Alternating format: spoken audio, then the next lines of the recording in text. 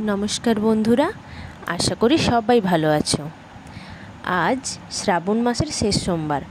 आज आमी बानाबो एकटी स्पेशल रेसिपि तालेर भाजा पुली पिठे।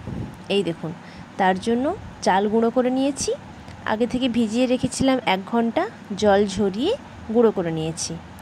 আর এদিকে নিয়েছি নারকেল কোড়া, আর এখানে তালের পাল্প বের করে ঢাকা লাগানো আছে। তালের পাল্প কিভাবে বের করব ওটা আমি অন্য একটি ভিডিওতে আপনাদেরকে শেয়ার করে দেব। তো চলুন শুরু করা যাক। তো নারকেলের মধ্যে চিনি দিয়ে দিলাম, দিয়ে নারকেলটাকে আমি ভালো করে নেড়ে নিচ্ছি। এই রেসিপিটি একদম নতুন, আপনারা আগে কখনো কিন্তু খাননি।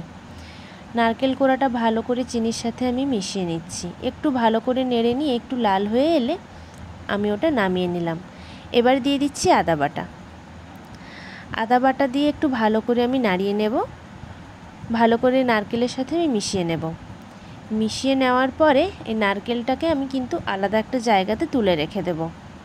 আপনারা যেভাবে পুলি পিঠে বানান আমি একরকম সেরকমই পুলি পিঠে বানাবো, তবে এটা ভাপে সেদ্ধ করা নয়, ভাজা।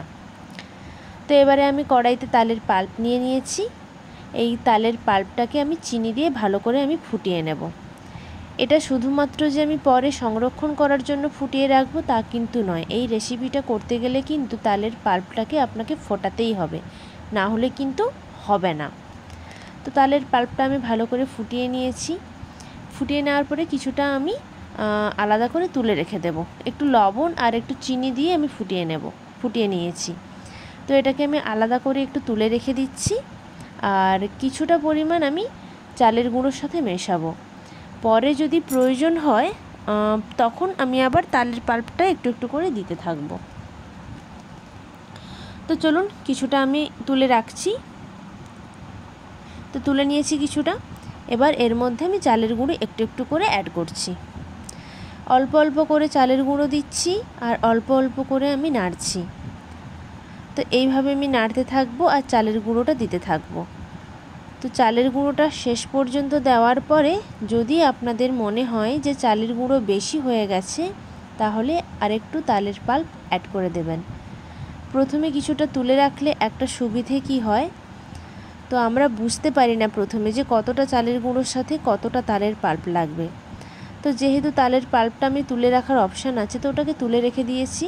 চালের গুঁড়ো দেখে দেখে আমি ওটা মিশিয়ে দিতে পারবো। যখন দেখছি চালের গুঁড়োটা কম পড়ে গেছে, তো তালের গুঁড়োটা আমি একটু একটু করে মিশিয়ে দিচ্ছি। তালের পাল্পটা আমি একটু একটু করে মিশিয়ে দিচ্ছি। তো গরম অবস্থায় মিশিয়ে নেওয়ার পরে ওটা আমি একটা অন্য পাত্রে আমি তুলে নিচ্ছি। এবার এই গরম অবস্থাতেই ওটাকে ভালো করে মাখতে হবে। চলুন মেখে নেওয়ার পরে ফিরে আসছি। গরম অবস্থাতেই একদম মাখতে হবে, একটু একটু করে অল্প অল্প করে নিয়ে মাখতে হবে। তো দেখুন এইভাবে মাখতে হবে। সুন্দর একটা ডো তৈরি হয়ে গেছে। এবার এই ডো থেকে একটু একটু করে লেচি কেটে তার মধ্যে নারকেলের পুর ভরে আপনাদেরকে পিঠেগুলো বানাতে হবে, যেভাবে আপনারা পুলি পিঠে বানান। এই দেখুন একটু একটু করে লেচি কেটে সেটা বাটির মতো করে গোল করে তার মধ্যে নারকেলের পুর দিয়ে সেটাকে একটি পিঠের আকারে তৈরি করে নেওয়া হচ্ছে। আপনারা চাইলে যে কোনো শেপেই তৈরি করে নিতে পারেন। একটি পিঠে আপনাদেরকে একদম প্রথম থেকে ভালো করে দেখাচ্ছি। দেখুন প্রথমে লেচি কেটে ওটা হাতের সাহায্যে ভালো করে গোল করে ওটা বাটির মতো তৈরি করতে হবে। তারপরে নারকেলের পুর দিয়ে পিঠের আকার গড়ে নিতে হবে।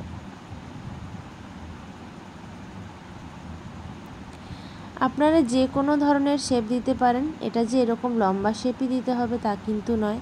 চারকোনা, গোল, আপনারা যে কোনো ধরনের শেপ নিতে পারেন আপনাদের পছন্দ মতো।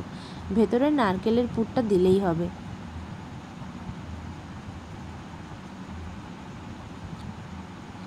পিঠেগুলো আমার মা তৈরি করছে। আর এই ভিডিওটা যারা প্রথম দেখছেন তারা প্লিজ চ্যানেলটিকে সাবস্ক্রাইব করে দিন আর বেল আইকনটি টিপে রাখুন সবার প্রথমে নোটিফিকেশানটা পাওয়ার জন্য।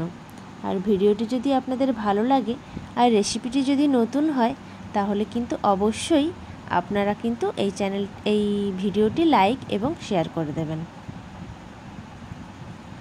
তো এইভাবে আমরা সমস্ত পিঠেগুলো তৈরি করে নেব। মা একদিকে পিঠে বানাচ্ছে আর চলুন আমি এই পিঠেগুলোকে ভেজে নেব। তো চলে এসেছি ভাজার জন্য। কড়াইতে তেল গরম করতে দিয়েছি, তেল গরম হয়ে গেছে। তো এবার আমি একটা একটা করে পিঠেগুলো ভেজে নেব। গ্যাসের ফ্লেমটা এই সময় একটু কম করে দিলাম, নাহলে পিঠেগুলো সাথে সাথে পুড়ে যাবে। হালকা হাতে একটা একটা করে ছাড়বো, বেশি উঁচু থেকে বা বেশি জোরে জোরে ছাড়বো না, কারণ পিঠেগুলো ভেঙে যেতে পারে।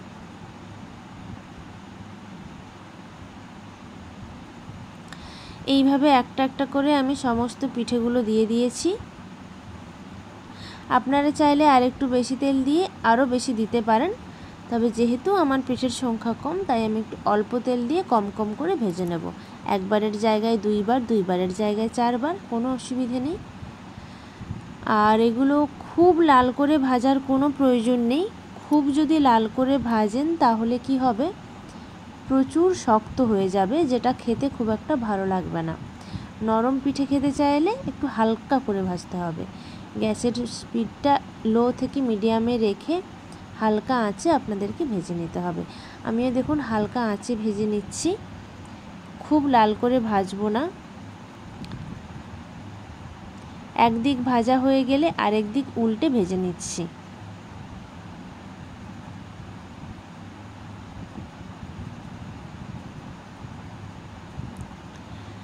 দেখুন পিঠেগুলো ভাজা হয়ে গেছে, এবারে আমি পিঠেগুলো তুলে নিচ্ছি।